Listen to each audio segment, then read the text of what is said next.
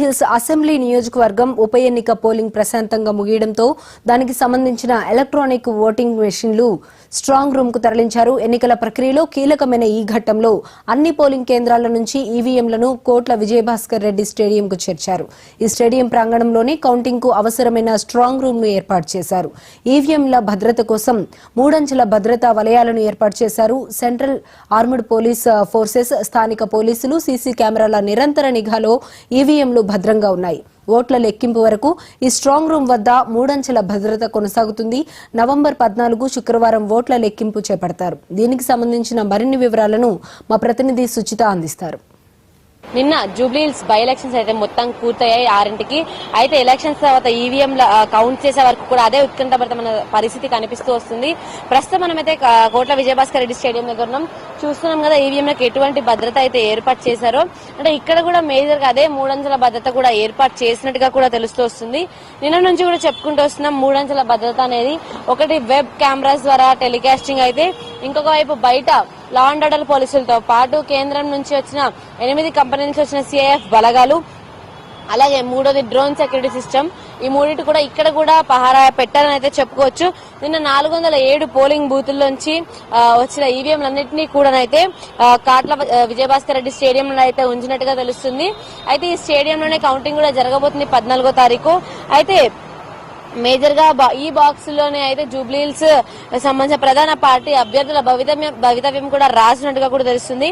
అయితే మేజర్ గా ఈ మూడంచెల భద్రత మధ్య ఈవీఎం అలాగే వీవీప్యాట్లను కూడా పెట్టారు. పూర్తి స్థాయిలో పోలింగ్ కేంద్రాల నుంచి అన్ని కూడా ఈవీఎంలు వీవీప్యాట్లు కూడా ఇక్కడికైతే చేరుకున్నాయి నిన్న రాత్రిలోపే.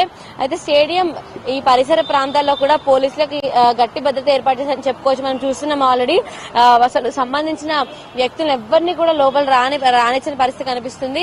అట్లే స్టేడియం చుట్టుపక్కల కూడా 300 మీటర్ల పాటు కూడా 144 సెక్షన్ కూడా అమలు అవుతుంది. అలాగే స్టేడియం చుట్టుపక్కల పరిసరాల్లో ఎవరన్నా కొంచెం అనుమానితంగా కనిపించినా కూడా వాళ్ళని కూడా విచారిస్తున్న పరిస్థితి కూడా కనిపిస్తూ వస్తుంది. అంటే మొత్తంగా సీసీ కెమెరా నిఘాలో అయితే స్ట్రాంగ్ రూమ్ కూడా ఉన్నట్టుగా తెలుస్తుంది. స్ట్రాంగ్ రూమ్ తో పాటు స్టేడియం పరిసరాలు కూడా పూర్తి స్థాయిలో సీసీ కెమెరా నిఘాలోనే ఉన్నాయని చెప్పుకోవచ్చు. అయితే ఎల్లుండి ఉదయం అయితే కౌంటింగ్ ప్రారంభం అవబోతుంది. అయితే కౌంటింగ్ లో భాగంగా ఎవరు గెలుస్తారు అనే విషయం అయితే ఇంకా తెలియాల్సింది. బయట కూడా స్టేడియం గేట్ బయట కూడా ఇదే రకమైన పోలీసుల హడావిడి అయితే ఉంది. అంటే పూర్తి స్థాయిలో ఎలక్షన్ కమిషన్ నుంచి ఐడి కార్డు ఇష్యూ చేసిన తప్ప ఎవరిని కూడా లోపలికి పంపించిన పరిస్థితి కనిపిస్తూ వస్తుంది. గేట్స్ కూడా లాక్ చేసిన పరిస్థితి కనిపిస్తుంది. ఇక్కడే కాదు పూర్తి స్థాయిలో స్టేడియం చుట్టుపక్కల ఉన్న గేట్స్ అన్నింటినీ కూడా లాక్ చేశారు. అలాగే ఎవరైనా కొంచెం అనుమానితంగా కనిపించినా కూడా వాళ్ళనైతే వెళ్లి విచారించడం కూడా చేస్తూ వస్తున్నారు పోలీసులు. స్టేడియం చుట్టుపక్కల కూడా సీసీ కెమెరాలు కూడా ఏర్పాటు చేయడం జరిగింది.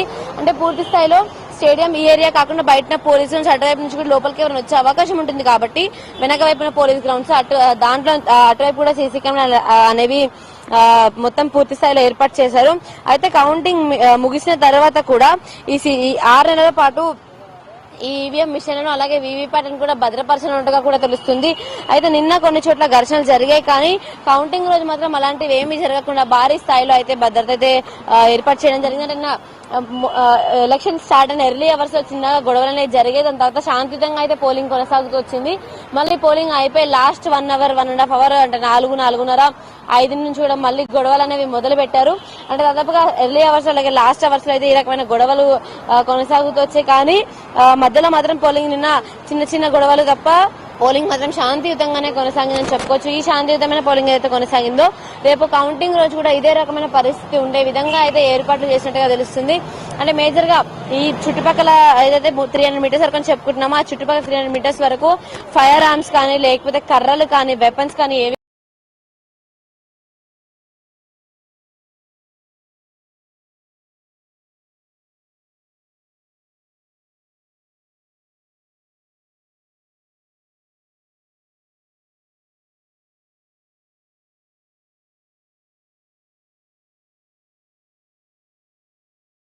కూడా తీసుకొని రాకూడదంటూ కూడా ఆదేశాలు జారీ చేస్తారు. అలాగే మైక్ సెట్స్, స్పీకర్స్, కాంగ్రెస్ గెలుస్తుందా బీజేపీ గెలుస్తుందా లేకపోతే ఎవరైతే అభ్యర్థులు మిగిలిన వాళ్ళు గెలుస్తారా అనేది అయితే కౌంటింగ్ లో అయితే తెలియబోదని చెప్పుకోవచ్చు. ఇంకొక వైపు పోలీసుల భద్రత మధ్య వీవీప్యాట్లు అలాగే ఈవీఎంలు అయితే సేఫ్ గా ఉన్నాయని కూడా చెప్పుకోవచ్చు. ఎస్, మొత్తానికి ఇది ఇక్కడ పరిస్థితి. కెమెరామ్యాన్ బ్రహ్మారావుతో సుజిత, మహా న్యూస్, హైదరాబాద్.